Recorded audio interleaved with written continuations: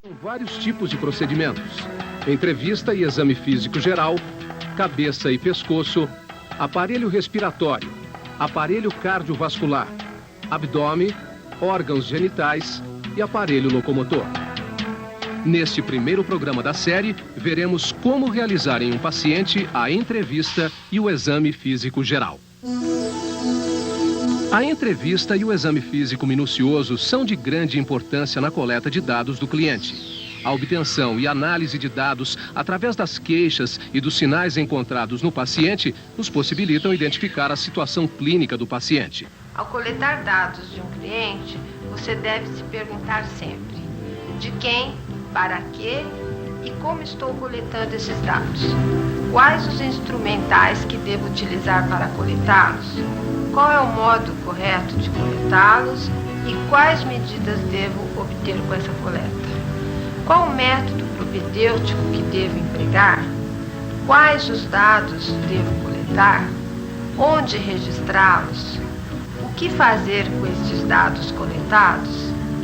O método que a enfermeira utiliza para cuidar do seu paciente de forma crítica, sistematizada e organizada é o processo de enfermagem.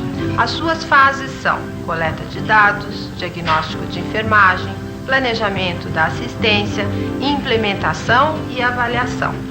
A fase de coleta de dados, também chamada histórico de enfermagem, é realizada através da entrevista e do exame físico que você aprenderá nesta série de vídeos. A enfermagem tem como objetivo a assistência ao ser humano.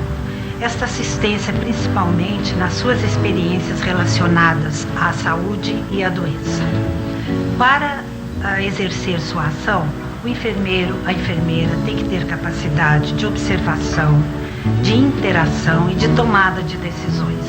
Essas tomadas de decisões, os enfermeiros as fazem baseadas em modelos teóricos conceituais, retirados de ciências básicas e de conhecimentos elaborados próprios da enfermagem.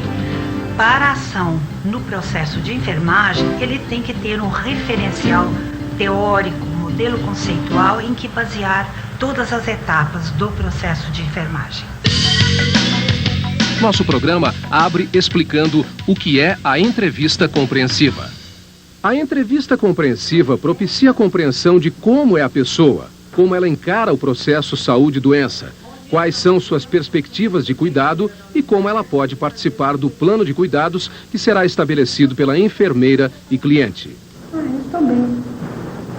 Maria, é importante que a senhora fale dos seus sentimentos, das suas preocupações, para que a sua estada aqui conosco seja menos estressante.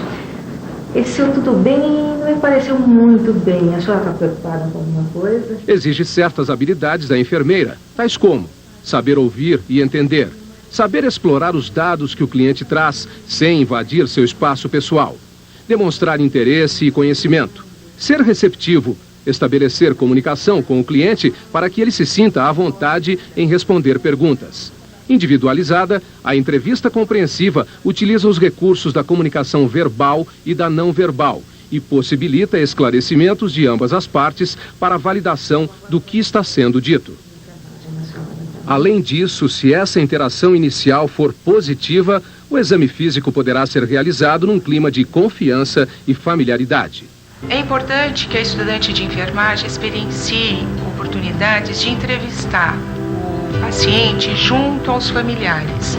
Ela vai perceber que nessas situações ela consegue colher alguns dados importantes que auxiliarão na construção de um planejamento de assistência de enfermagem mais rico e individualizado. Além disso, essa situação ajuda a preservar a unidade familiar. A ação da enfermeira consiste em cuidar do paciente integralmente, usando procedimentos específicos que são sempre intermediados pela relação interpessoal. Está previsto que o cuidado integral atenda às necessidades tanto físicas quanto as emocionais emergentes do paciente, que são decorrentes da internação e do adoecer. Para sistematizar a assistência de enfermagem ao paciente, A enfermeira, assim, estará também avaliando as condições emocionais e, para isto, centrará a atenção sobre o nível de ansiedade, os dados referentes a si mesmo em relação à autoimagem, ao autoconceito, à autoestima, ao nível de esperança, à própria identidade e à viabilidade do projeto vital. Ainda, a enfermeira deverá estar atenta quanto ao sentimento de pesar, de solidão, à interação social, à adaptação à realidade, ao uso de estratégias defensivas, à síndrome de estresse, ao potencial suicida e à manifestação de conduta auto- ou heteroagressiva. A enfermeira, ao examinar o paciente e avaliar as condições emocionais, usando a entrevista compreensiva, terá subsídios para estabelecer o diagnóstico de enfermagem e propor intervenções, visando otimizar a assistência integral ao paciente. Para realizar o exame físico, a enfermeira utiliza os seus órgãos dos sentidos, juntamente com instrumentos próprios. É necessário que a examinadora reconheça os sinais clínicos através dos recursos da semiologia, que são inspeção, palpação, percussão e ausculta. O exame físico divide-se em exame físico geral e específico dos sistemas. O exame físico geral revela o paciente externamente. A avaliação é feita por meio da inspeção e, em algumas situações, da palpação. A primeira avaliação que é feita do paciente visa obter informações sobre o seu estado geral. Isso é feito avaliando a repercussão a partir da resposta do indivíduo à doença. É importante saber se houve perda da força muscular, perda de peso e qual é o estado psíquico do paciente. Feito isso, o estado geral do paciente é avaliado entre bom, regular e mal. O tipo morfológico é outro aspecto que deve ser avaliado porque muitas patologias estão associadas a ele. O tipo morfológico pode ser brevilíneo, normolíneo, longilíneo. O procedimento deve ser o seguinte: preferencialmente colocamos o indivíduo em pé para realizar corretamente a avaliação. Em seguida, fazemos a relação do pescoço, braços, ossos frontais, mãos e dedos. O próximo passo é realizar a medida dos dados antropométricos. Os dados de peso e altura contribuem para a avaliação do estado nutricional do paciente. Os sinais vitais são dados fundamentais do exame físico, pois permitem que se estabeleçam valores básicos para o paciente, facilitando o registro de alterações das condições de saúde do mesmo. A temperatura deve ser medida com auxílio do termômetro e pode ser verificada na cavidade bucal, retal, axilar e pavilhão auricular. O termômetro deve ser colocado e permanecer entre 5 a 7 minutos. A temperatura axilar varia de 36 a 37 graus. As variações são traduzidas pela febre ou hipertermia se estiver acima desta faixa e hipotermia se estiver abaixo. A medida da pressão arterial é realizada com o auxílio de um esfigmomanômetro com um manguito de tamanho adequado, largura 20% maior que o diâmetro do membro e comprimento suficiente para envolvê-lo totalmente.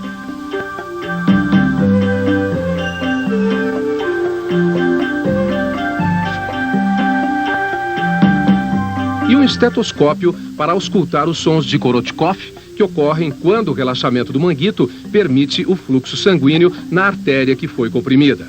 A pressão arterial deve ser medida em ambos os braços e também nos membros inferiores, se for detectada alguma alteração.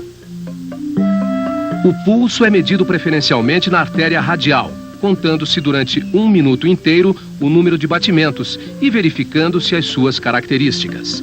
Intensidade pode ser cheio ou filiforme, e ritmicidade pode ser regular ou irregular. A frequência cardíaca pode diferenciar-se do pulso devido a arritmias cardíacas. Pode ser verificada através da ausculta do pulso apical, ou da visualização pelo cardioscópio, caso o paciente esteja monitorizado. A frequência respiratória deve ser verificada também durante um minuto inteiro, sem que o paciente tenha consciência deste procedimento para que não haja alterações. Deve-se observar também características como o ritmo e a profundidade, além de avaliar a presença de desconforto respiratório. Dados sobre o padrão respiratório e também sobre as condições de oxigenação do paciente, se em ar ambiente, em oxigenoterapia ou em ventilação mecânica, também devem ser anotados.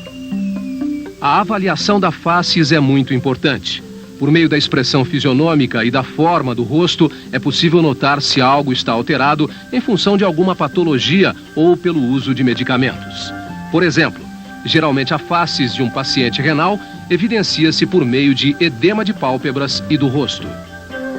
A atitude que o paciente demonstra caracteriza o seu comportamento, que pode ser passivo ou ativo. É importante verificar o ritmo, a amplitude e a natureza dos movimentos do paciente. Da mesma forma, ao se avaliar o tipo de marcha, deve-se observar o equilíbrio, claudicação ou qualquer alteração motora.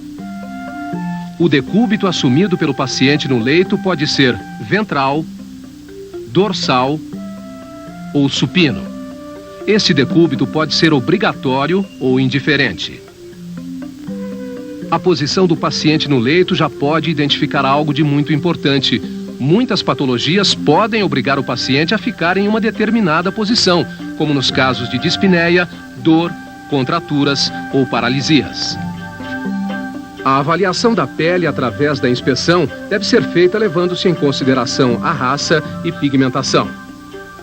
Avalia-se o grau de hidratação que pode ser visto na inspeção quando há uma extensão do corpo com pele ressecada. E a avaliação do turgor é feita pela formação de uma prega e a avaliação do retorno dessa pele à normalidade.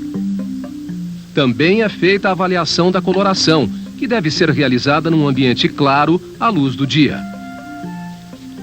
Podemos encontrar uma pele pálida, descorada, ou ictérica, que é a pele amarelada. Também descrevemos a presença de petequias, pequenas manchas vermelhas que podem estar distribuídas pelo corpo ou em algum local delimitado. Hematomas, manchas e lesões como nódulos, máculas, pápulas, vesículas e bolhas devem ser verificados. A cianose da pele é avaliada sobretudo nas extremidades, juntamente com a perfusão periférica ou enchimento capilar das extremidades, que é verificado apertando-se a polpa digital e avaliando o tempo de retorno da circulação. O edema pode estar relacionado ao sistema cardiovascular, renal ou periférico. Pode apresentar variações na consistência, na duração e horário do aparecimento. A pesquisa do edema é feita pela inspeção e palpação. Na inspeção, vemos o aumento do volume, o desaparecimento das proeminências ósseas e também pode ocorrer o aparecimento de marcas de correntes, de roupas ou calçados. Na palpação, é feita a compressão digital, causando uma depressão na região comprimida, o chamado sinal de Godet. A distribuição de pelos pode estar relacionada com a idade, mas também com algumas patologias ou com o uso de medicações. Essa avaliação é feita na inspeção dos anexos. Durante a inspeção dos anexos é importante observar também as unhas do paciente. Normalmente são róseas, lisas e convexas. Algumas patologias podem deformar as unhas, como pneumopatias crônicas, cardiopatias congênitas ou até infecções como as micoses. As mucosas devem ser inspecionadas com bastante rigor, verificando-se a sua coloração e hidratação. A presença de icterícia ou descoramento é evidenciada na mucosa ocular e a cianose apresenta-se frequentemente nos lábios e na língua. A coleta de dados deve estar apoiada num modelo assistencial que atenda o seu cliente para obter resultados favoráveis ao seu tratamento. Os dados coletados são muito importantes, pois permite que sejam realizados processos mentais de raciocínio que levam a estabelecimento de hipóteses diagnósticas que serão confirmadas por mais dados, permitindo então denominar-se os diagnósticos. Planejar, portanto, a partir da denominação dos diagnósticos, a sua assistência, implementá-la e avaliá-la. Você deve registrar os dados de forma sistematizada em um instrumento de coleta próprio, para poder avaliar se a sua hipótese será confirmada através do resultado obtido após a implementação da assistência planejada por você. No Hospital São Paulo, Hospital Escola da Universidade Federal de São Paulo, optamos por um modelo assistencial eclético, apoiado em horta, ordem, epidemiológico de risco e biomédico. Os dados que constam nos instrumentos utilizados no nosso hospital refletem este modelo. Saiba, portanto, o que coletar, por que coletar e como coletar estes dados para obter resultados nas suas ações.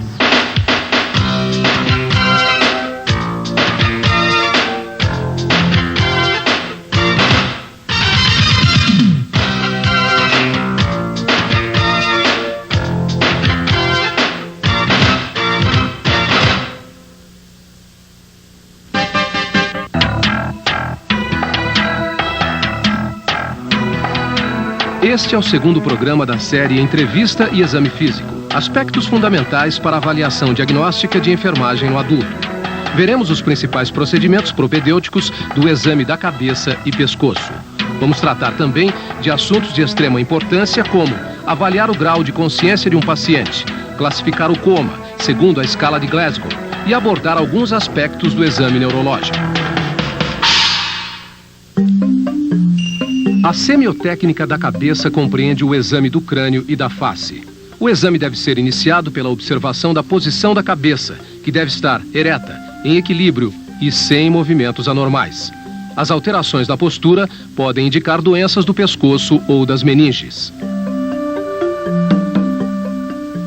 Deverá ser observado o tamanho, que varia com a idade e o biotipo. Alterações como microcefalia ou macrocefalia podem estar presentes. Deverão ser observadas alterações como lesões localizadas, cistos sebáceos e hematomas no couro cabeludo. Avaliar também características dos cabelos, como distribuição, quantidade, alterações na cor, higiene e presença de parasitoses no couro cabeludo.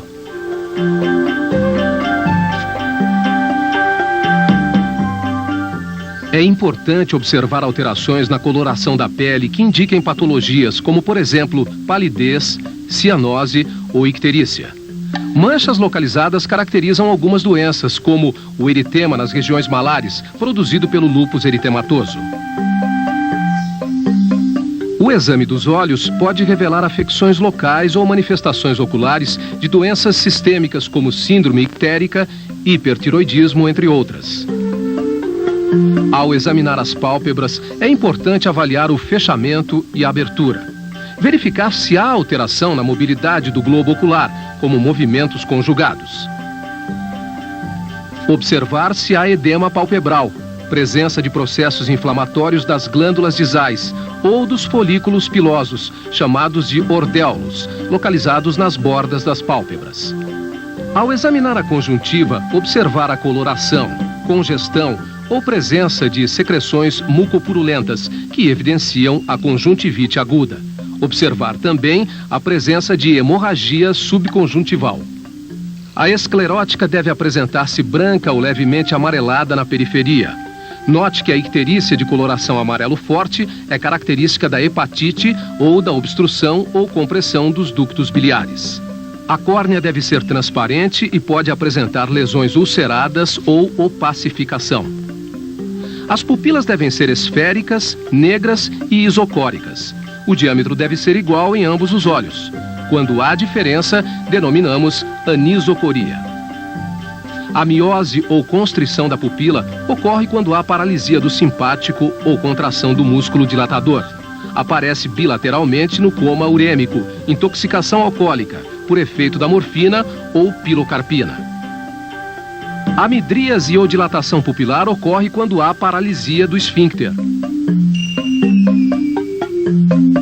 Observar forma e tamanho que poderão estar alterados nos traumatismos, tumores ou doenças endócrinas em que se observa a acromegalia. O movimento das asas do nariz durante a respiração apresenta-se aumentado na dispneia. O exame endonasal permite verificar a presença de sangue, secreções mucopurulentas, crostas e a integridade anatômica do septo e mucosa. O exame da boca é feito com a ajuda de uma espátula. É importante avaliar a coloração da cavidade oral, o hálito e também lábios, gengivas, dentes e língua. Ao examinar os lábios, deve-se observar deformações congênitas ou adquiridas, como ulcerações, fissuras, presença de lesão herpética, aumento do tamanho ou edema. No caso das gengivas, observar alterações da coloração, presença de lesões, sangramento, hiperplasia e outras possíveis alterações. Os dentes são avaliados em relação ao formato, conservação, cáries, mobilidade, quedas, presença de infecção ou uso de próteses. A língua deve ser avaliada a partir do seu dorso, superfície rugosa, determinada pelas papilas, e a coloração. Se for rósea, é normal. Framboesa pode indicar escarlatina. E pálida, anemia perniciosa. O tamanho também deve ser levado em consideração. Se estiver aumentada e exteriorizada, pode indicar hipotiroidismo. E para concluir, observe presença de lesões tumorais ou inflamatórias. Em seguida, verifique as amígdalas e processos inflamatórios, como amidalites agudas, purulentos ou abscessos amidalianos. A forma e o tamanho da orelha podem evidenciar deformidades anatômicas ou lesões traumáticas. O exame do conduto auditivo deve ser realizado com otoscópio ou espéculo. Detectar presença de cerume, corpos estranhos, sangue, pus, processos inflamatórios, eczema e furunculose. A posição do pescoço deve ser vertical. É importante verificar alterações como inclinações, devido a contraturas ou paralisias musculares. Rigidez de nuca indica processos meníngeos agudos. Observar presença de cicatrizes, lesões, nódulos ou tumorações.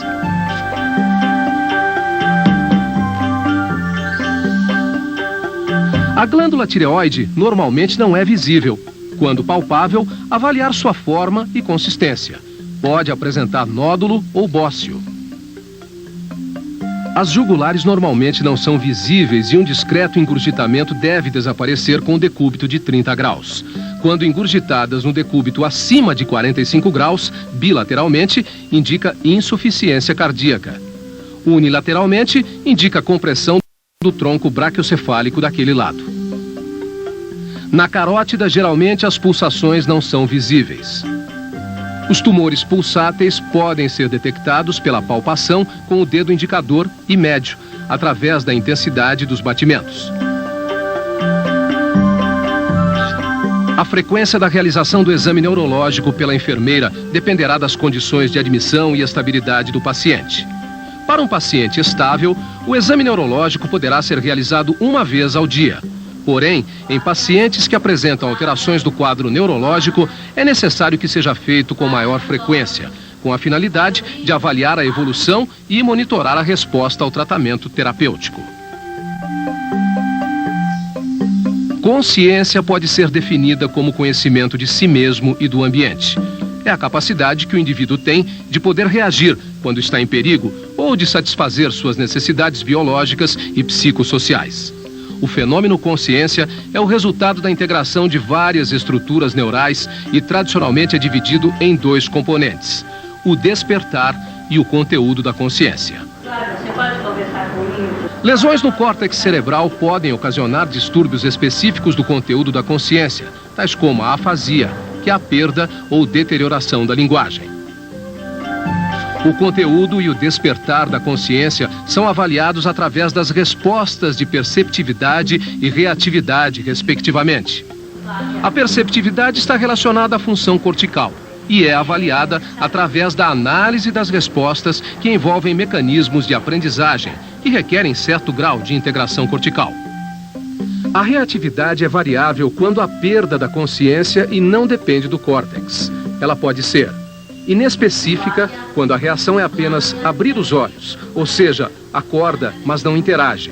Está diretamente relacionada ao tronco cerebral. Vegetativa, que é relacionada ao controle das funções fisiológicas. Respiração, temperatura e pressão arterial são as últimas a desaparecerem. Basicamente, a avaliação do nível de consciência parte da utilização de estímulos e da observação de respostas. Estes estímulos devem ser inicialmente auditivos e depois táteis. No estímulo auditivo, começa-se pelo tom de voz normal. Obtendo resposta verbal do paciente, a enfermeira deve avaliar o nível de orientação, no espaço, no tempo e em relação a si mesmo. É necessário também avaliar a função cognitiva através de perguntas, verificar a memória, a atenção, a concentração e a linguagem. Não obtendo resposta ao estímulo no tom de voz normal, a enfermeira deve utilizar a voz alta ou algum barulho, como o produzido pelo bater das mãos ou o estalar dos dedos. Em caso de resposta verbal, avaliar orientação e cognição. Nos casos em que o paciente não apresenta resposta ao estímulo auditivo, deve-se tentar o estímulo tátil. Inicia-se com um leve toque sobre o braço do paciente, chamando-o pelo seu nome. Se não ocorrer resposta, o estímulo doloroso deve ser aplicado. A aplicação do estímulo doloroso deve ser realizada no leito ungueal através da aplicação de uma pressão sobre as unhas das mãos e dos pés. Pode-se também empregar o estímulo external, que é a compressão e fricção do externo, utilizando as proeminências articulares da mão fechada. Deve-se evitar o excesso de pressão. Para minimizar a subjetividade dos termos e padronizar os registros, surgiram escalas que possibilitam a avaliação do nível de consciência de maneira objetiva e o registro de forma simples e rápida das informações. A escala de coma de Glasgow tem sido amplamente utilizada para determinar e avaliar a profundidade e a duração do coma e prognosticar a evolução dos pacientes com ou sem trauma crânioencefálico. A avaliação tanto da função e do dano cerebral, quanto da evolução do nível de consciência, é feita com base na pontuação de 3 indicadores: abertura ocular, melhor resposta verbal, melhor resposta motora. Durante a avaliação das pupilas, devem ser observados e anotados o diâmetro, a forma e a reação à luz ou reflexo fotomotor. Deve-se sempre comparar uma pupila com a outra e, quando houver diferenças, devem ser anotadas. A medida deve ser feita com um instrumento de precisão, denominado pupilômetro. O diâmetro da pupila varia de 1 a 9 milímetros, sendo considerada uma variação normal de 2 a 6 milímetros, com um diâmetro médio em torno de 3,5 milímetros. O diâmetro pupilar é mantido pelo sistema nervoso autônomo. O sistema nervoso simpático tem a função de dilatação da pupila, provocando a midríase, e o parasimpático a função constrictora da pupila, que leva à miose. O exame da cabeça e do pescoço oferece dados fundamentais para o planejamento da assistência de enfermagem. A avaliação do nível de consciência é um dos parâmetros mais importantes para detectar as necessidades dos pacientes, sobretudo aqueles com problemas neurológicos.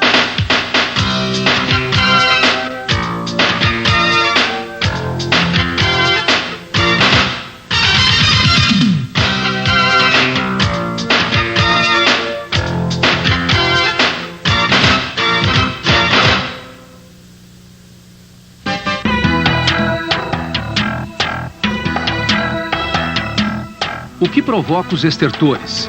Como fazer a palpação da parede torácica? Qual a diferença entre um som maciço e um hipersonoro? Nesse terceiro programa da série Entrevista e Exame Físico, veremos os procedimentos propedêuticos, além de vários assuntos importantes ligados ao exame do aparelho respiratório. O O exame do aparelho respiratório é realizado seguindo-se os passos propedêuticos de inspeção, palpação, percussão e ausculta. A avaliação é feita com o tórax desnudo, sempre comparando as hemipartes e a parte superior com a inferior. Temos dois tipos de inspeção do tórax: a inspeção estática e a inspeção dinâmica. Na inspeção estática, devemos observar as condições da pele, pelos e sua distribuição. Especial atenção deve ser dada ao formato do tórax. A forma do tórax apresenta variações em relação à idade, sexo e biotipo. A sua avaliação deve ser feita observando-se alterações no diâmetro antero-posterior ou transverso. Também deve-se avaliar o dorso, a partir de uma certa distância, para verificar deformidades da coluna vertebral que determinam o tórax escoliótico ou cifoescoliótico. Existem alguns formatos de tórax que são característicos de certas patologias. O tórax em tonel é aquele em que o diâmetro antero-posterior iguala-se ao transversal. Está relacionado com as doenças pulmonares obstrutivas crônicas, bronquite e enfisema. No tórax infundibuliforme, também conhecido como pectus excavatum, há uma depressão mais ou menos acentuada ao nível do terço inferior do externo. Pode ser congênito ou adquirido. No tórax em peito de pombo ou pectus carinatum, nota-se uma saliência do externo com o formato do peito de um pombo. Está relacionado com a asma. Observar também a presença de abaulamentos, retrações e cicatrizes, bem como qualquer outra lesão localizada no tórax. Na inspeção dinâmica, a examinadora deve observar a dinâmica respiratória. Verifica-se a frequência respiratória, amplitude ou profundidade da respiração, expansão, ritmo e emprego da musculatura acessória para avaliar o padrão respiratório. Para controlar a frequência respiratória, sugerimos simular o controle de pulso ao mesmo tempo em que se visualiza o tórax, para que o paciente não perceba que está sendo observada a sua respiração, o que levaria a alterações. O padrão respiratório normal para o adulto é denominado eupneia e corresponde a movimentos regulares da respiração numa frequência de 16 a 20 movimentos por minuto. A respiração do homem é normalmente mais abdominal do que a da mulher. As possíveis alterações referentes à frequência, amplitude e ritmo são dispneia, bradipneia, taquipneia e hiperpneia. Existem também alguns padrões diferenciados de alterações, como a respiração de Cheyne-Stokes e a de Kussmaul. A dispneia é o estado de desconforto respiratório. Pode ser subjetiva, quando só o paciente a percebe, ou objetiva, quando a dificuldade para respirar torna-se evidente à observação. A dispneia pode aparecer em pacientes com insuficiência cardíaca, doenças pulmonares, edema pulmonar de origem renal ou anemias graves. Bradipneia é a respiração lenta. Ocorre fisiologicamente durante o sono e em atletas. Pode ser provocada por depressão do centro respiratório devido a lesões cerebrais com hipertensão intracraniana e intoxicações exógenas. A taquipneia é a respiração rápida e superficial e aparece em algumas condições patológicas como a febre e lesões pleuropulmonares diversas. Hiperpneia é a respiração rápida e profunda, que é fisiológica após exercício intenso. Pode ser causada por ansiedade, acidose metabólica ou lesões neurológicas. A respiração de Cheyne-Stokes é também chamada de dispneia periódica, onde períodos de respiração profunda alternam-se com períodos de apneia. Pode ocorrer em recém-nascidos cujo centro respiratório encontra-se imaturo ou em pacientes com insuficiência cardíaca grave, acidentes vasculares cerebrais, traumatismos crânioencefálicos e intoxicações por barbitúricos ou opiáceos. A respiração de Kussmaul está associada a distúrbios metabólicos como a cetoacidose diabética, uremia e acidoses de outras causas. Caracteriza-se por inspirações rápidas e amplas, intercaladas com curtos períodos de apneia e expirações profundas e ruidosas. Este padrão lembra o de um peixe fora d'água. A tiragem ocorre quando a passagem de ar para um ou ambos os pulmões é dificultada ou impedida, levando à depressão dos espaços intercostais. A localização da obstrução determina a amplitude da área de tiragem, que pode ser restrita, unilateral ou bilateral. Para realizar a palpação da traqueia, a examinadora posiciona o dedo polegar da mão utilizada na palpação em um dos lados da traqueia e os demais dedos do outro lado. A traqueia é suavemente deslocada de um lado para o outro ao longo de toda a sua extensão, pesquisando-se a presença de massas, crepitações ou desvio da linha média. Normalmente, a traqueia apresenta discreta mobilidade, retornando rapidamente à linha média após ser deslocada. A parede torácica é palpada com as mãos espalmadas, que são posicionadas contra o tórax do paciente. Associada à inspeção, a palpação é essencialmente eficaz na avaliação da simetria e amplitude do aparelho respiratório.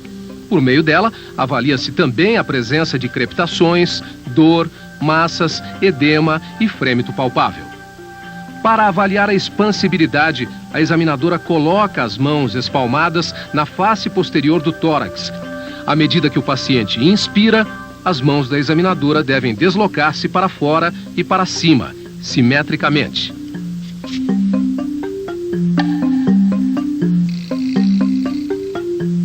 Na face anterior do tórax, as mãos devem estar posicionadas margeando as costelas inferiores.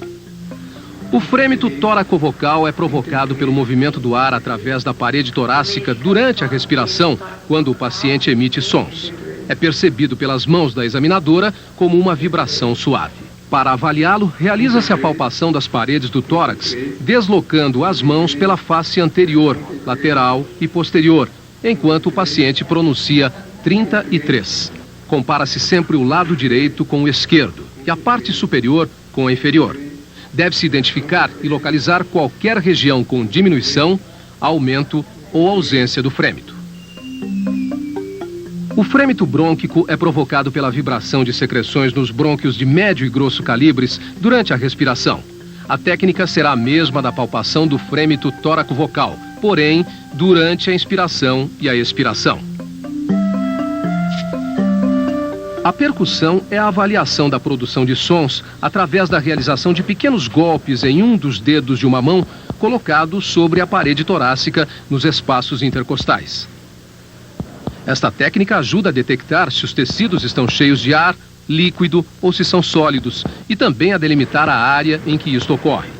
Para a percussão, o paciente deve estar sentado ou deitado e a avaliação sempre deve ser feita de forma comparativa entre os hemitórax. Percute-se o tórax em regiões simétricas dos ápices para as bases e em cada um dos lados do tórax.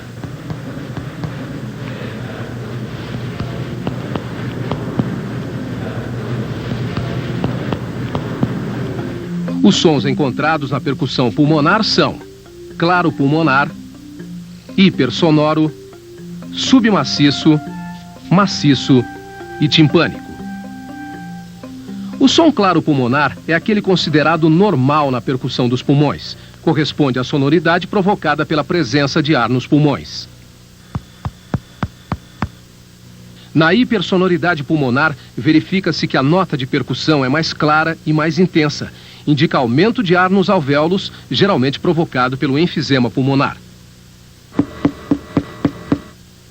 Os sons submaciço e maciço correspondem à diminuição ou desaparecimento da sonoridade pulmonar, que ocorre quando há uma redução ou ausência de ar nos alvéolos. As suas causas mais frequentes são os derrames ou espessamentos pleurais e a condensação pulmonar devido a pneumonias, tuberculose, infarto pulmonar e neoplasias. O som timpânico ocorre quando há ar aprisionado no espaço pleural, como no pneumotórax, ou numa grande cavidade intrapulmonar, como numa grande caverna tuberculosa.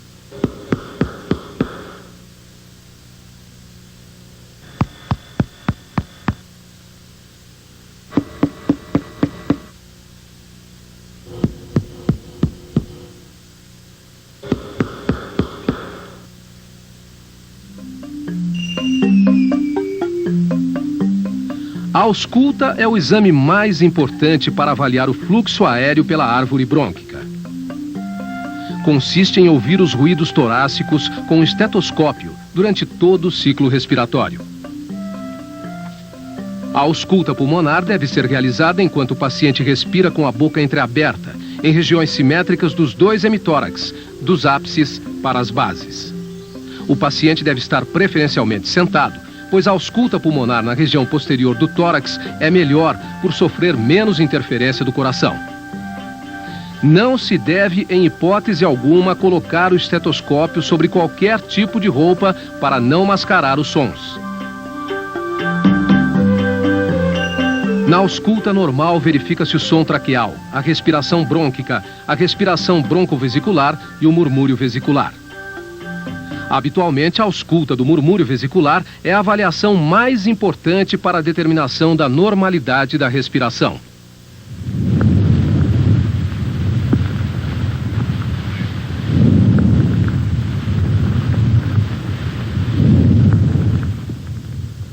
Murmúrio vesicular é o nome dado aos ruídos respiratórios. É auscultado em toda a parede do tórax, porém não é homogêneo, sendo mais forte na região antero-superior, nas axilas e regiões infraescapulares.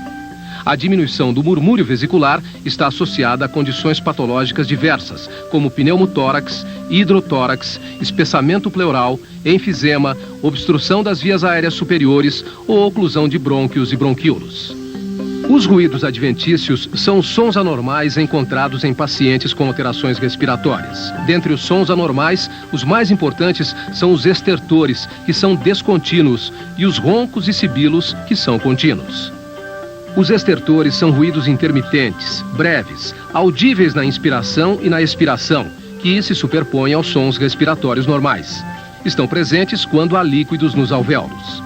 O som dos estertores é semelhante àquele que se ouve ao atritar uma mecha de cabelos entre os dedos próximo ao ouvido ou ao abrir e fechar um fecho de velcro. Existem estertores finos e grossos. Os estertores finos são claros no final da inspiração, não se alteram com a tosse, modificam-se ou desaparecem dependendo da posição do paciente e predominam nas bases dos pulmões. Os estertores finos ocorrem nas pneumonias e congestões pulmonares.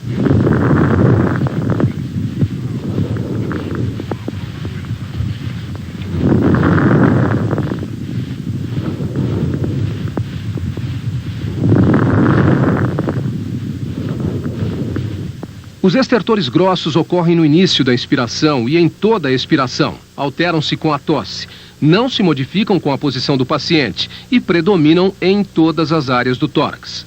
Os estertores grossos indicam secreção viscosa e espessa, encontrada sobretudo em pacientes com bronquite crônica e bronquiectasias.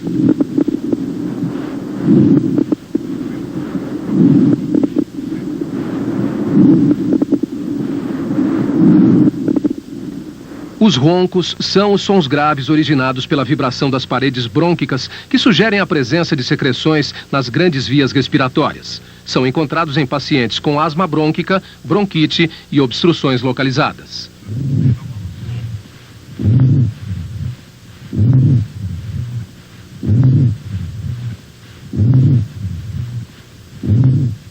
Os sibilos são sons agudos de alta frequência, múltiplos e disseminados por todo o tórax, que sugerem um estreitamento das vias respiratórias e aparecem na inspiração e na expiração.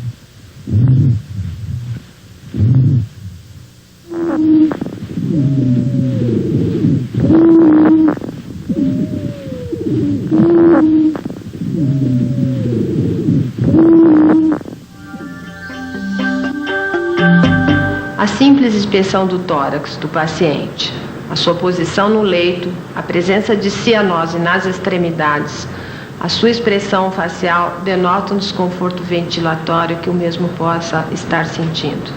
A ausculta pulmonar é de fundamental importância na coleta de dados deste paciente. Para que você tenha um bom ouvido, treine bastante a ausculta normal num colega.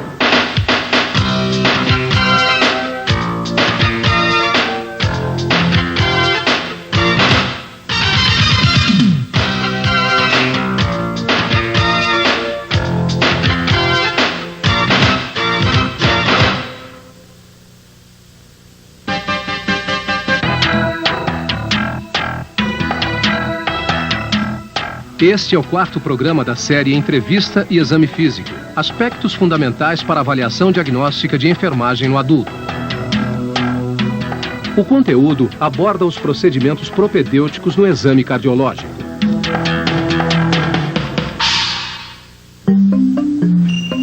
Bom dia, Wilson. O exame cardiológico exige cuidados no que diz respeito ao aspecto psicológico do paciente. A examinadora deve procurar manter o paciente tranquilo, bem informado e seguro. É importante observar que o exame cardiológico envolve outros aparelhos que sofrem repercussão do mau funcionamento do coração. Antes de iniciar o exame do tórax propriamente dito, deve-se atentar para alguns sinais detectados no exame físico geral, como alterações da pressão arterial e do pulso, dispneia, edemas, estase jugular, posição do paciente no leito, cansaço ao responder às perguntas, confusão mental, sonolência. Estes sinais são indicativos de alterações cardíacas e vão ajudar a conduzir o exame específico. As queixas do paciente também devem ser valorizadas, porque norteiam o levantamento de dados tanto do sistema cardiovascular como de outros sistemas. O exame cardiológico envolve 3 fases: inspeção, palpação e ausculta. O exame deve ser feito com o paciente em decúbito dorsal. A examinadora deve estar à direita do paciente. O tórax deve estar desnudo para perceber o aparecimento de abaulamentos ou retrações do precórdio. Na inspeção é detectado o ictus cordis, que é o choque da ponta do ápice do coração contra a parede torácica. Pode ser visível no 5º espaço intercostal, na linha hemiclavicular esquerda. A não visualização do ictus cordis pode ser normal, principalmente em mulheres, por causa das mamas. Em indivíduos magros, é mais fácil de visualizar o ictus.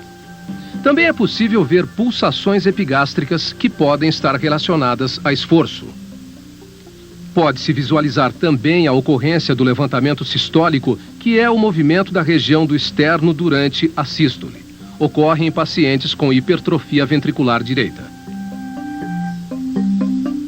A palpação do precórdio deve ser feita com a mão espalmada, exercendo uma leve pressão. O paciente deve estar em decúbito dorsal e lateral esquerdo. Pode-se palpar o ictus cordis avaliando sua intensidade e extensão com as polpas digitais.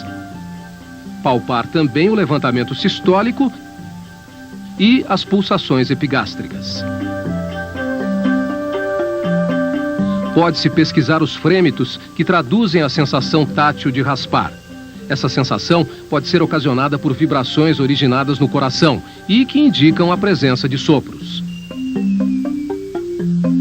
A ausculta é o método semiológico de maior importância no exame cardiológico. A ausculta deve ser feita em ambiente silencioso.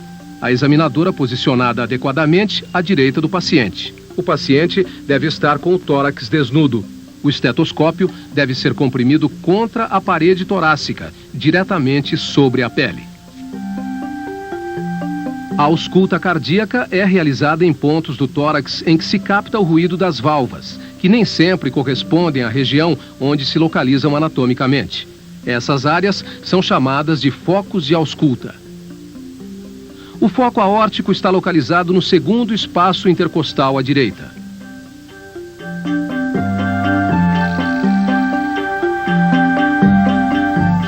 O foco pulmonar localiza-se no 2º espaço intercostal à esquerda.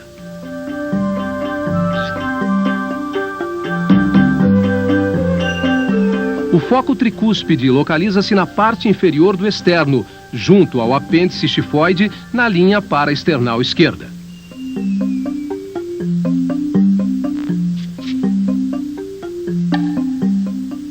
O foco mitral localiza-se no quinto espaço intercostal, na linha hemiclavicular, junto à área de choque de ponta palpável. Corresponde ao ictus cordis. Os ruídos cardíacos que são ouvidos através da ausculta são as bulhas cardíacas. Deve-se voltar a atenção para a ausculta da primeira e da segunda bulha.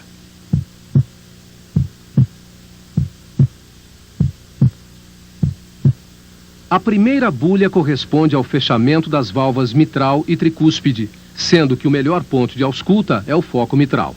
Seu som é mais prolongado e mais grave do que o da segunda bulha.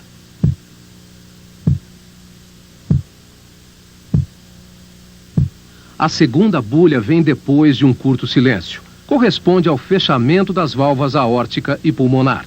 O som da segunda bulha é mais agudo e sua duração é menor quando comparada à primeira bulha.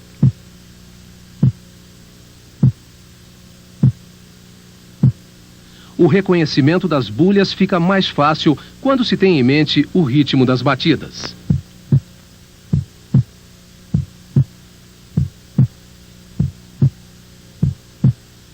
Pode-se encontrar ruídos anormais, que são chamados sopros.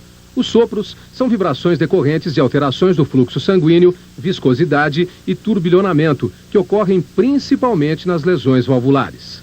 Vamos ouvir agora os sons correspondentes às principais lesões das válvulas cardíacas.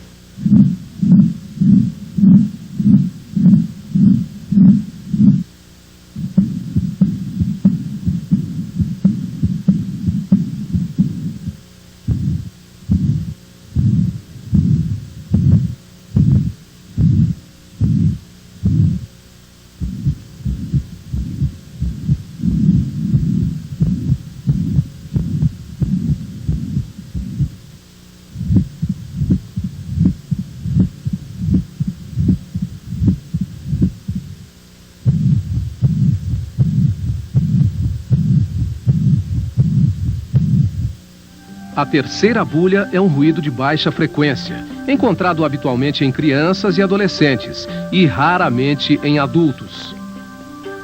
A quarta bulha é um ruído débil que tem relação estreita com o final da diástole, também encontrado em crianças e adultos jovens. O exame do aparelho cardiovascular requer uma análise cuidadosa dos dados da entrevista e do exame físico geral. A presença de um destes sinais, edema em membros inferiores, região sacral, ascite, estase jugular, ortopneia e sintomas como cansaço, dor no peito, dor no braço esquerdo, sugerem a necessidade da palpação e da ausculta cardíaca.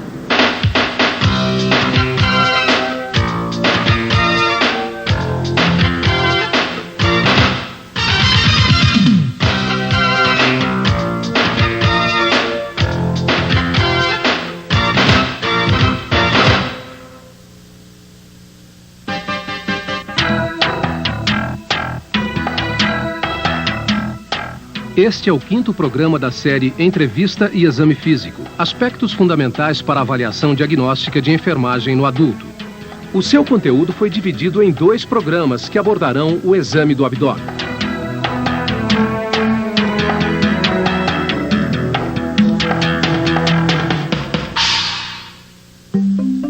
O exame do abdômen exige que a enfermeira planeje as condições ideais ao desenvolvimento do procedimento, de modo a garantir o conforto e a segurança do paciente. O local ideal para examinar o abdômen é uma sala de consultório que tenha boa iluminação, seja ventilada e que garanta a privacidade do paciente, sem correntes de ar durante o exame. Na ausência desta sala, o exame pode ser realizado no leito, tendo-se o cuidado de utilizar um biombo de proteção. Tenha à sua disposição os seguintes materiais: estetoscópio, régua milimetrada com 20 centímetros de comprimento, fita métrica, caneta marcadora, relógio com marcador de segundos e luvas para procedimentos. Antes de iniciar o exame do abdômen, certifique-se que o paciente esteja com a bexiga vazia. A posição mais satisfatória é o decúbito dorsal, tendo os braços estendidos ao longo do corpo. Um travesseiro pequeno ou coxim deve ser colocado sob a cabeça e outro sob os joelhos. Isso permite o relaxamento da musculatura abdominal. Toda a área abdominal deve estar exposta, poupando-se os genitais. O exame do reto e ânus poderá ser feito com o paciente em decúbito lateral e pernas flexionadas ou na posição de litotomia. Para completar o exame, a região posterior do abdômen também deve ser examinada, principalmente quando se pretende avaliar órgãos retroperitoneais, como os rins. Converse com o paciente, proporcionando-lhe condições para que se sinta confortável e, com isso, mais relaxado para o exame. Tenha as unhas aparadas e as mãos e o diafragma do estetoscópio aquecidos. Para um exame sistematizado do abdômen, utilizam-se os passos propedêuticos obedecendo a sequência: inspeção, ausculta, percussão e palpação. Dessa forma, evita-se a obtenção de informações equivocadas, como, por exemplo, sons intestinais alterados por uma palpação ou percussão anterior, ou ainda dificuldades em completar o exame devido ao desconforto ou aumento da dor produzidos no paciente. Antes de tocar o abdômen, solicite ao paciente que aponte para qualquer ponto ou área dolorosa ou sensível. Os locais indicados serão examinados por último. Durante todo o exame, acompanhe as reações do paciente manifestadas por sinais faciais de dor ou desconforto. Conserve mentalmente a imagem da topografia dos 4 quadrantes ou das 9 regiões. Tente associar os achados aos possíveis órgãos em cada quadrante ou região. Observe a superfície abdominal quanto à forma e contorno, simetria, características da pele e ocorrência de movimentos visíveis na parede. Inicie mantendo-se posicionado em pé e à direita do paciente. Entretanto, para melhor visualização do contorno da parede abdominal, bem como na procura por peristalse visível, procure sentar-se ou abaixar-se de maneira que consiga perceber a tangencialidade da parede. Quanto ao contorno, o abdômen pode se apresentar plano, em pessoas com bom tônus muscular e peso regular. Arredondado, como na pessoa com musculatura flácida ou excesso de gordura. Protuberante, em casos de obesidade, gestação, ascite ou distensão abdominal, ou mesmo escavado em indivíduos magros. Ao observar presença de saliências ou protusões localizadas, que além de alterar a simetria, possam sugerir a presença de massas, herniações ou visceromegalias, descreva-as, indicando as respectivas localizações. A pele da parede abdominal deve ser observada quanto à integridade e presença de cicatrizes, marcas anormais como manchas, trajetos venosos dilatados e estrias, descrevendo-se os achados quanto à localização e características. A cicatriz umbilical normalmente está localizada na linha média e é invertida, podendo apresentar-se plana, evertida ou com sinais de inflamação ou hérnia. Condições como gestação, ascite ou alguma massa vizinha podem causar a protusão do umbigo. O exame pode ser favorecido pela elevação da cabeça e ombros do paciente em relação à superfície em que se encontra deitado. Procure observar se, com essa manobra, a protusão torna-se mais evidente. Suspeitando de ascite ou distensão abdominal, ou ainda no acompanhamento de uma gestante, faça a medida da circunferência abdominal, utilizando-se da fita métrica e a linha da cicatriz umbilical como ponto de referência. Faça comparações entre medidas subsequentes ou periódicas que conferem objetividade na descrição da forma e contorno abdominal. A avaliação dos ruídos hidroaéreos constitui a principal finalidade da ausculta abdominal. Realize a ausculta antes da percussão e palpação, devido à sensibilidade do abdômen ao toque, que pode modificar os sons peristálticos. Com o estetoscópio e o diafragma previamente aquecidos, inicie a ausculta abdominal pelo quadrante inferior direito, aplicando leve pressão e identificando a presença e a qualidade dos ruídos intestinais. Ausculte por pelo menos 5 minutos contínuos antes de determinar a ausência de ruídos hidroaéreos. Quando for difícil auscultá-los, prossiga sistematicamente por 2 a 5 minutos em cada um dos demais quadrantes abdominais, em busca de atividade peristáltica. A percussão direta ou indireta do abdômen auxilia na determinação do tamanho e localização de vísceras sólidas e na avaliação da presença e distribuição de gases, líquidos e massas. A percussão direta é realizada utilizando-se uma das mãos ou os dedos para estimular diretamente a parede abdominal através de tapas. Na percussão indireta, coloque a mão não dominante estendida sobre o abdômen e com o dedo médio da mão dominante flexionado e usado como se fosse um martelo, percuta um dos dedos da outra mão. Inicie levemente a percussão no quadrante inferior direito, prosseguindo pelos demais quadrantes no sentido horário, até percorrer toda a área abdominal.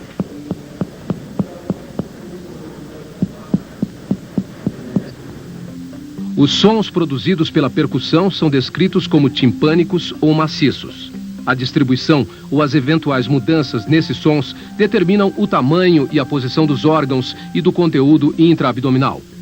Em geral, predominam sons timpânicos, definidos como claros e de timbre baixo.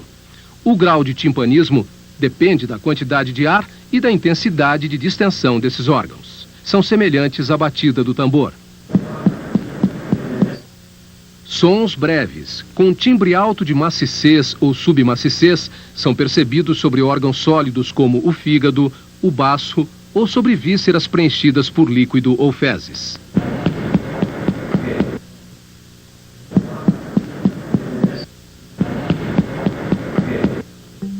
Ao percutir um paciente com abdômen distendido, que apresenta hipertimpanismo difuso, tenha em mente a possibilidade de uma obstrução intestinal. Atente também para áreas extensas de maciçez, sugestivas de massas ou órgãos aumentados, que irão dirigir a palpação subsequente. A presença de submaciçez em ambos os flancos, num abdômen protuberante, sugere ascite. No entanto, é indicado um procedimento adicional a fim de confirmar o achado. A palpação abdominal é realizada através da palpação superficial e da profunda, que auxiliam a determinação do tamanho, forma, posição e sensibilidade da maioria dos órgãos abdominais. A palpação permite identificar a existência de massas e acúmulo de fluidos. Os 4 quadrantes devem ser palpados em sentido horário, reservando-se para o final do exame aquelas áreas previamente mencionadas como dolorosas ou sensíveis. Pressione delicadamente a superfície abdominal, aproximadamente 1 centímetro, com movimentos suaves, evitando golpes súbitos. Dessa forma, obtendo o relaxamento do paciente, determine as condições gerais da parede abdominal, identificando grosseiramente massas ou órgãos superficiais, áreas de sensibilidade dolorosa, reconhecendo uma possível contratura muscular reflexa.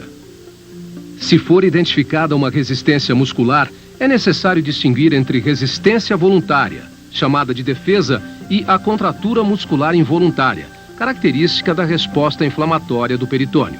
Para distinguir melhor, tente técnicas de relaxamento, incluindo o aquecimento das mãos, e realize a palpação durante as expirações do paciente com a boca aberta.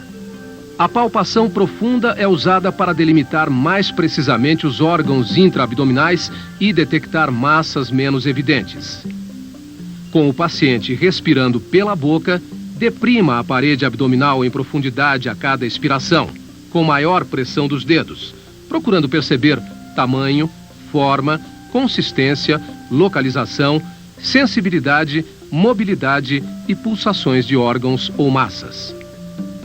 Na avaliação de dor abdominal sugestiva de irritação peritoneal, pesquise o sinal de descompressão brusca dolorosa quando alguma sensibilidade dolorosa já tenha sido identificada pela palpação superficial ou profunda.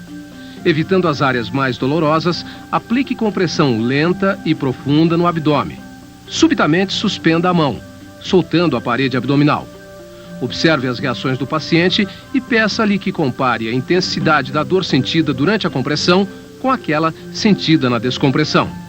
A dor intensa e aguda, descrita como lancinante ou enfacada, devido ao rebote de estruturas internas contra um peritônio inflamado, caracteriza o sinal de descompressão dolorosa.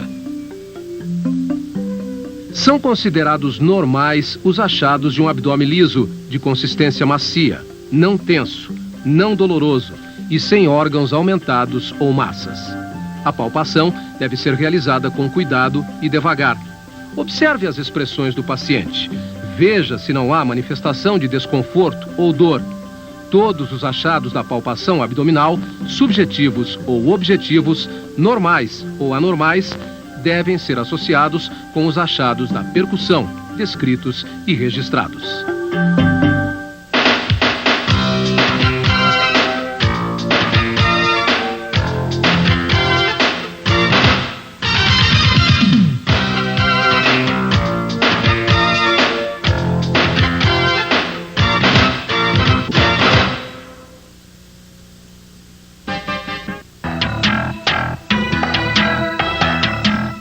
Esta é a segunda fita do programa 5 da série Entrevista e Exame Físico, aspectos fundamentais para a avaliação diagnóstica de enfermagem no adulto.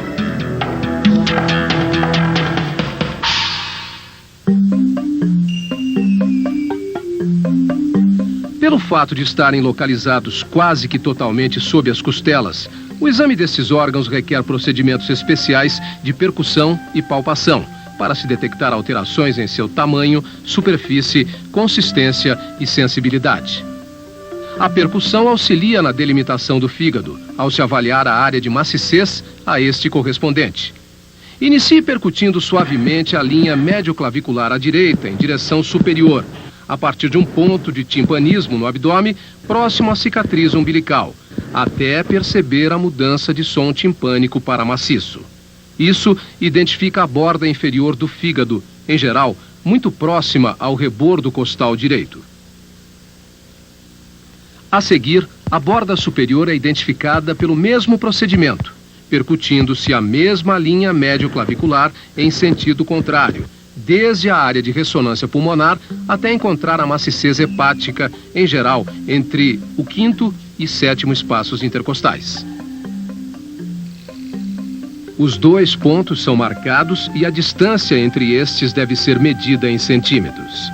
Essa distância determina a envergadura da maciez hepática.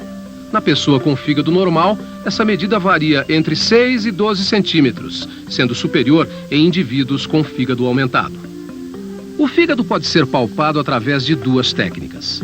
A primeira, conhecida como técnica bimanual, exige palpação com uma das mãos e pressão em sentido contrário com a outra mão. Posicione-se à direita do paciente. Coloque a mão esquerda sob o tórax posterior direito, na altura das 11ª e 12ª costelas. Coloque a mão direita sobre o abdômen, os dedos estendidos apontando para a cabeça e com as pontas dos dedos tocando a linha médio-clavicular, logo abaixo do rebordo costal direito. A mão direita exerce compressão para dentro e para frente. A mão esquerda pressiona o tórax posterior para cima e o paciente inspira profundamente, deslocando o fígado para baixo. Tente sentir sua borda. Um fígado normal será indolor e deverá ter uma borda fina, cortante ou romba, firme, macia e lisa.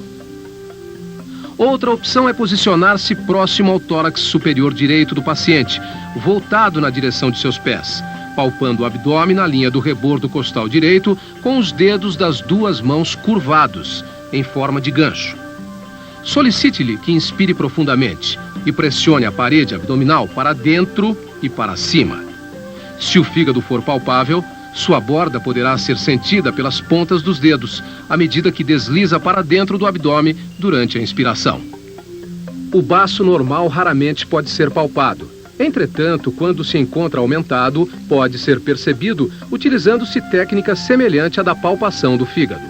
Mantendo-se à direita do paciente, passe o braço esquerdo sobre o tronco do paciente, colocando a mão sobre seu tórax posterior inferior esquerdo, apoiando-a sob o gradeado costal posterior, projetando-o para cima. As pontas dos dedos estendidos da mão direita pressionam o abdômen, abaixo do rebordo costal esquerdo, para dentro e para cima, em direção ao baço, enquanto o paciente realiza uma inspiração profunda. Se o contorno do baço for sentido, esse achado indica que a víscera pode estar aumentada. Nesse caso, não é recomendado persistir na palpação, devido ao risco de ruptura do baço. A confirmação da presença de ascite pode ser obtida por meio de 2 técnicas especiais. Uma delas é a percussão abdominal. Com o paciente em decúbito lateral, perceba a diferença entre som timpânico e maciço, em função do deslocamento gravitacional do conteúdo líquido para a parte mais baixa da cavidade peritoneal, em relação ao conteúdo de gás do cólon, que permanece na mais alta. Assim, devem predominar os sons maciços no lado do abdômen em contato com a superfície da cama, enquanto o som timpânico é encontrado no lado oposto. A outra técnica exige que uma terceira pessoa, ou pelo menos o próprio paciente, coloque a borda lateral externa das mãos sobre a linha média do abdômen, exercendo pressão moderada, porém firme. A enfermeira aplica golpes rápidos com a ponta dos dedos de uma mão sobre um dos flancos, enquanto com a outra mão espalmada sobre o flanco oposto, palpa o impulso da onda líquida assim transmitido. Este é conhecido como o sinal do piparote. Os procedimentos propedêuticos recomendados são a inspeção e a palpação. O exame pode ser realizado com o paciente em decúbito lateral esquerdo, quadris e joelhos flexionados e as nádegas posicionadas na beira do leito. O exame na mulher pode também ser realizado em posição de litotomia, após a realização do exame ginecológico. Realize a inspeção na região anal e perianal. Tenha suas mãos enluvadas e afaste as nádegas com a mão esquerda. A pele perianal é geralmente mais escurecida do que as nádegas e deve ser observada quanto à sua integridade. A inspeção pode revelar edema, ulcerações, hemorroidas, abscessos, fissuras, fístulas, prolapsos. Na inspeção dinâmica, o paciente é orientado para fazer força para baixo e o enfermeiro poderá inspecionar o ânus, detectando quaisquer lesões ou prolapsos. O examinador deve pesquisar formações tumorais e hipersensibilidade. Utilizando luvas, lubrifique o dedo indicador da mão direita e, comunicando ao paciente, introduza delicadamente o dedo no canal anal, alcançando o reto, possibilitando a realização do toque retal. É importante explicar ao paciente que durante o exame ele pode ter desejo de evacuar, o que provavelmente não acontecerá. A parede posterior do reto deve ser palpada e o dedo do examinador deve girar, palpando sequencialmente paredes lateral direita, lateral esquerda e anterior, pesquisando a presença de áreas endurecidas, nódulos, impactação fecal.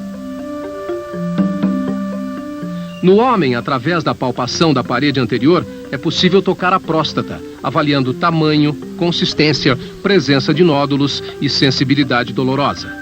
De forma semelhante, durante o toque prostático, o paciente poderá referir desejo miccional e deverá ser tranquilizado.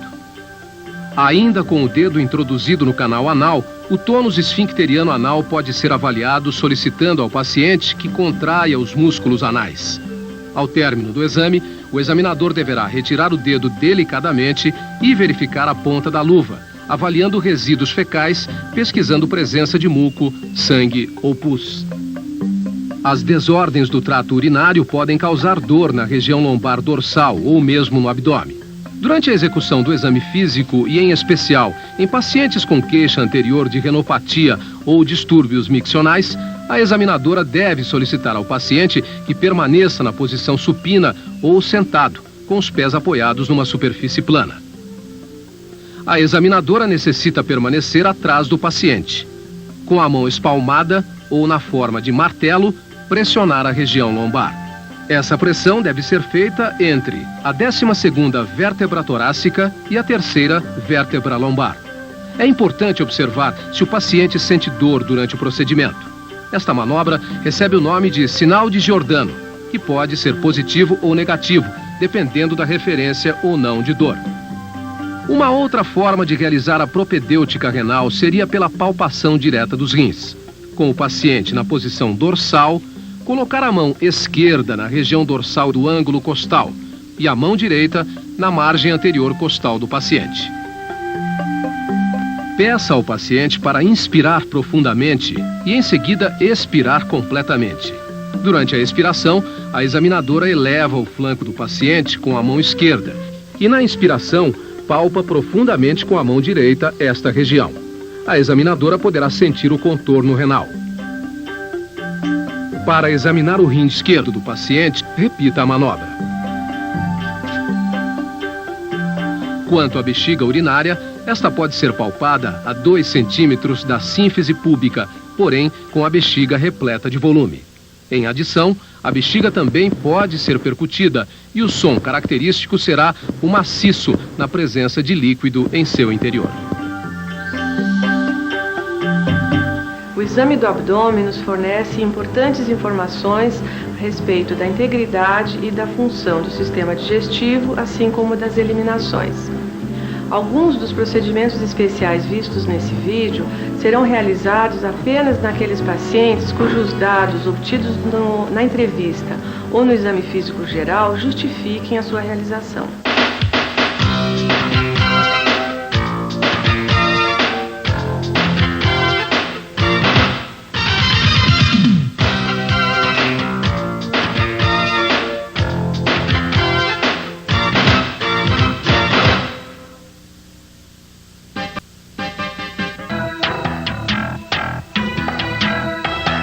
Exame dos genitais. 6º programa da série Entrevista e Exame Físico. Aspectos fundamentais para a avaliação diagnóstica de enfermagem no adulto.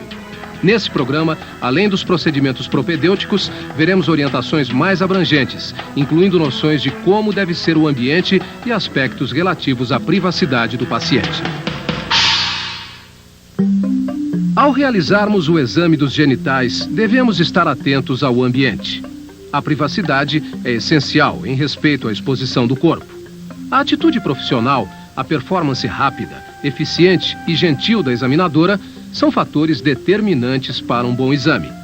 Além disso, o ambiente deve estar limpo, ter temperatura constante e luminosidade adequada.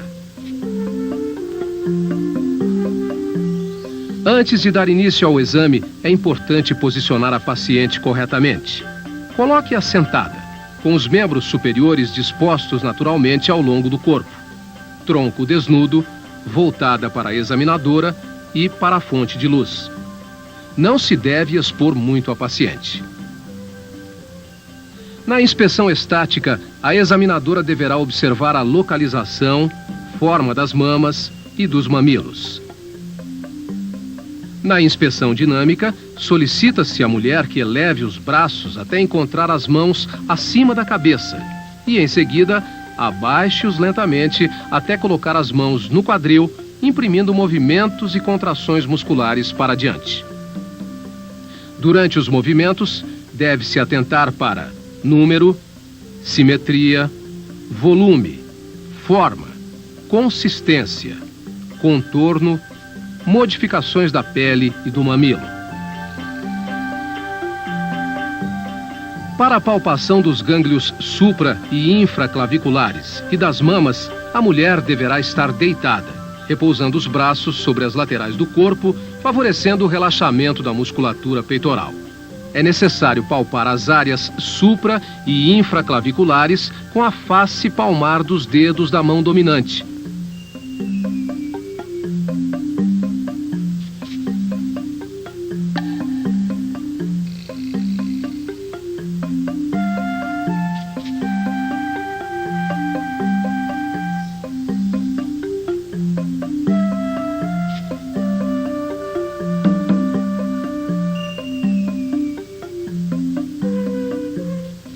E, em seguida, fazer a palpação dos gânglios axilares. Caso sejam palpáveis, anotar número, tamanho, consistência e mobilidade. Com os membros superiores elevados e fletidos e com as mãos sob a nuca, passa-se a palpação das mamas. Esse exame deve ser realizado delicadamente, de maneira ordenada, obedecendo à divisão de seus quadrantes. Observe. Inicia-se no quadrante superior externo, seguindo a direção dos ponteiros do relógio. Toda a superfície deve ser examinada com as polpas digitais da mão dominante espalmada.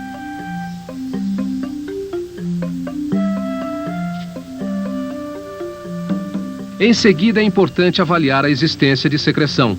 Nesse caso, realiza-se a expressão do mamilo, executando moderada pressão na areola e mamilo, deslizando os dedos indicadores e polegar sobre a projeção dos ductos até chegar na areola, comprimindo-a.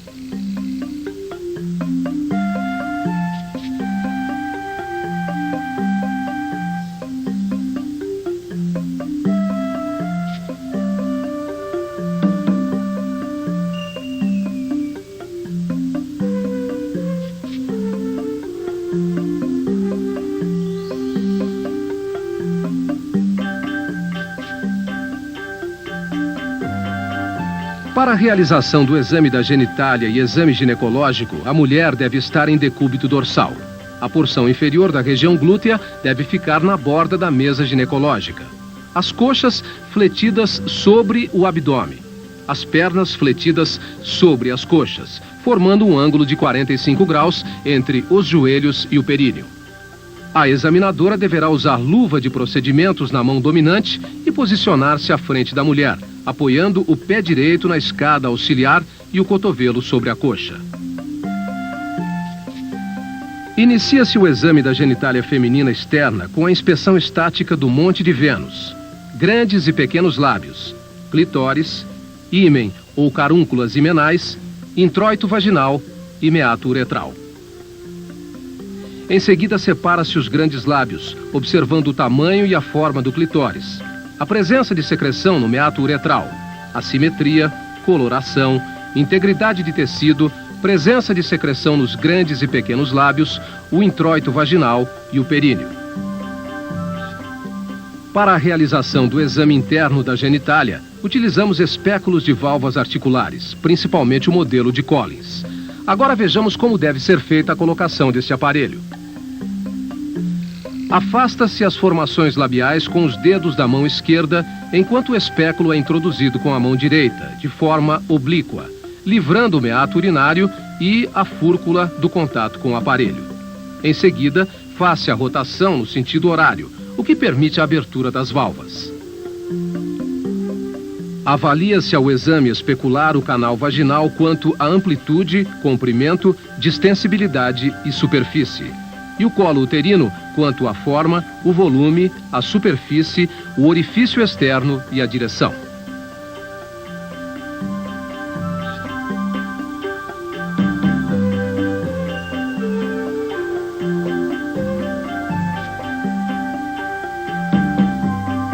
Para o exame da genitália masculina, é necessária a completa exposição da região da virilha e da genitália sob iluminação adequada, com o examinador sentado em frente ao cliente, usando luvas de procedimentos durante todo o tempo.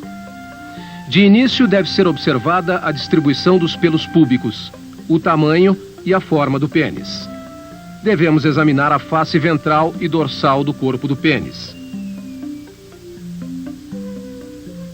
Retrair o prepúcio e expor a glande. Em seguida, deve ser observado o tamanho do prepúcio e a ocorrência de secreções, lesões ou inflamações na glande. Para visualizar a porção terminal da uretra, avaliar o tamanho do meato e a presença de secreções ou outras alterações, deve-se comprimir com os dedos o meato urinário no sentido antero-posterior. Palpar toda a extensão do pênis, apreendendo-o com o dedo polegar e o indicador e o médio na parte dorsal, ventral e nas laterais do órgão. Para fazer a inspeção da face anterior do escroto, rebate-se o pênis em direção à sínfise púbica. Normalmente, a pele escrotal é enrugada e possui pequenas veias visíveis. Cistos sebáceos são comuns e benignos. A palpação do escroto obedece uma sistemática para identificar as diferentes estruturas. Devemos palpar os testículos separadamente, colocando o polegar na face anterior e movimentando o testículo entre os dedos, sentindo sua consistência e contorno. Para palpar o epidídimo, posicionamos a mão da mesma forma que o fizemos para o testículo. O epidídimo é uma estrutura em forma de vírgula que se estende de cima a baixo do testículo, geralmente próximo à superfície póstero-lateral, ricamente vascularizado e enervado, não doloroso à palpação, macio e resiliente. Para examinar a região inguinal, peça para o cliente tossir ou realizar algum esforço.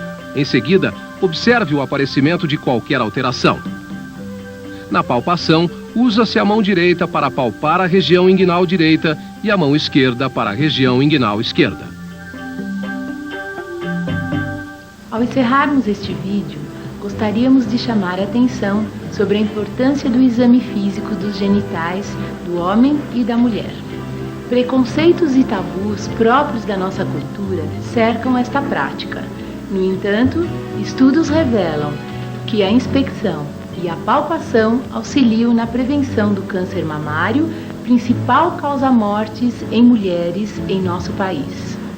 Sabemos que o sucesso da cura e do controle deste tipo de câncer está na prevenção e no diagnóstico na fase inicial.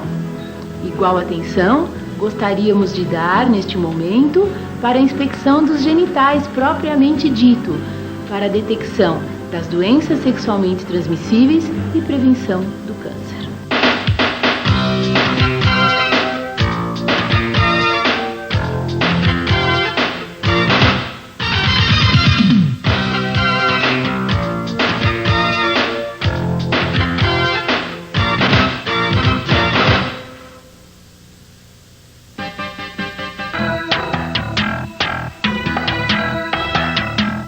Este é o último programa da série Entrevista e Exame Físico, aspectos fundamentais para a avaliação diagnóstica de enfermagem no adulto.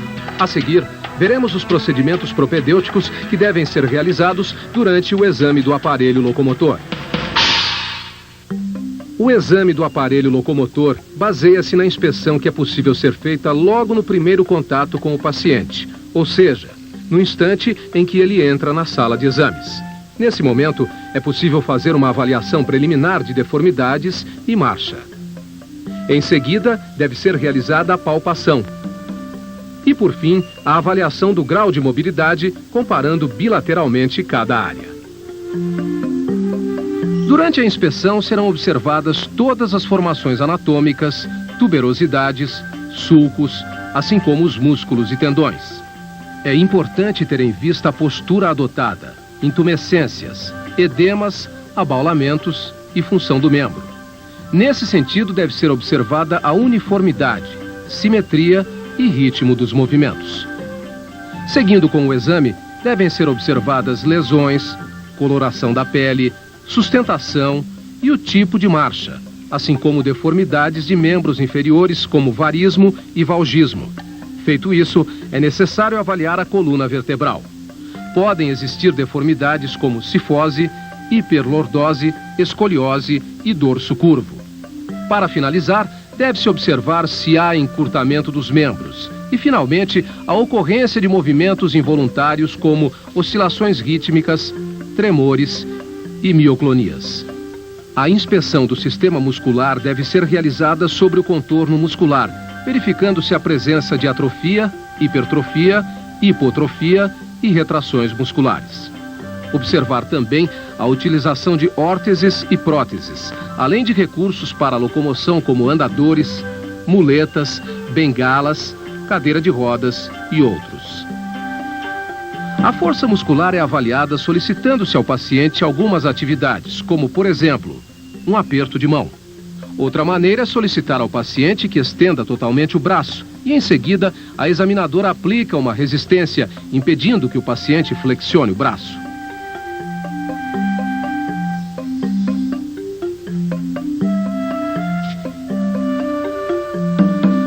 Para os membros inferiores, é aplicada uma resistência na região do tornozelo e solicitado ao paciente que tente levantar o membro. A sensibilidade é avaliada quanto à sensação térmica, tátil e dolorosa, em diferentes pontos, de acordo com a distribuição dos dermátonos.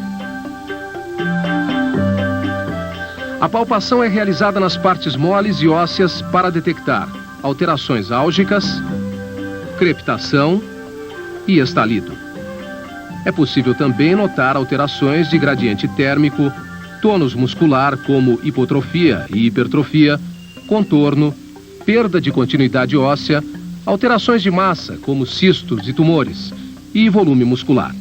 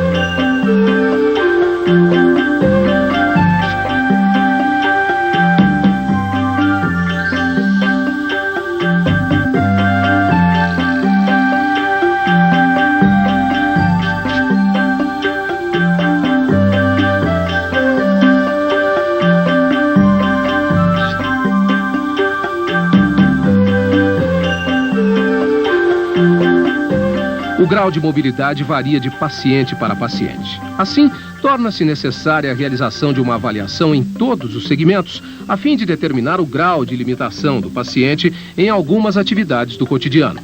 Vejamos a seguir alguns procedimentos, cuidados e orientações para realizar esta avaliação. Para avaliar a extensão, mover a cabeça como que olhando para o teto. Flexão, encostar o queixo na face anterior do tórax. Rotação lateral, rodar a cabeça de um lado para o outro, de modo que o queixo se alinhe ao ombro. Inclinação lateral, peça ao paciente que tente tocar a orelha no ombro, formando um ângulo de 45 graus. Para a rotação externa e abdução, tentar alcançar por trás da cabeça a borda superior da escápula contralateral. Já para a rotação interna e adução, ele deve tentar alcançar o acrômio contralateral com o braço passando pela face anterior do tórax. Para a extensão, abduzir o braço a 90 graus. Vejamos agora como examinar o cotovelo. Vamos começar com a flexão. Flexionar o cotovelo do paciente tentando tocar o ombro com a mão. Para a extensão, estender o braço até o limite dado pela fossa olecraniana. Na supinação, o paciente com a palma da mão para baixo tenta voltá-la para cima.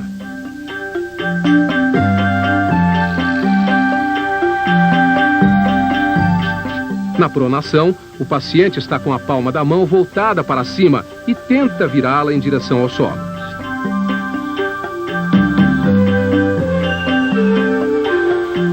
Flexão e extensão. O paciente deve estender e flexionar o punho. Para avaliar o desvio ulnar e radial do punho, mover o punho de um lado para o outro. E para a flexão e extensão, abdução e adução e oponência digital, peça ao paciente que feche e abra a mão, afaste e aproxime os dedos uns dos outros. Abdução. O paciente deve afastar as pernas ao máximo. Na adução, cruzar as pernas alternadamente. Flexão. Dobre a coxa do paciente em direção ao abdômen.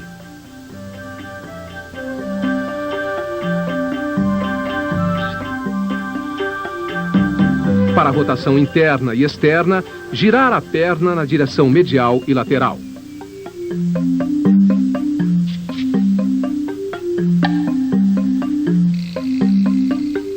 Extensão. Esticar o joelho. Flexão. O paciente deve dobrar o joelho.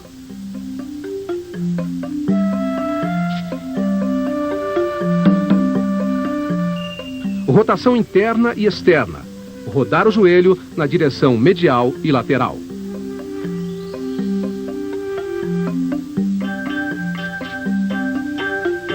Flexão plantar e movimentação dos dedos. Peça ao paciente que ande na ponta dos pés. Dorsinflexão, andar sobre os calcanhares.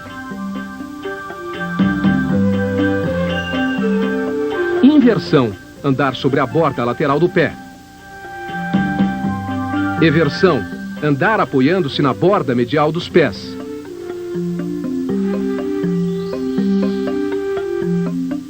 Flexão, com os joelhos eretos, peça ao paciente que se curve para frente ao máximo. Extensão, ele deve tentar curvar-se para trás o máximo que conseguir. Inclinação lateral, o paciente deve inclinar-se do lado direito e esquerdo. Rotação lateral, com o tronco fixo, ele deve girar a pelve de um lado para o outro.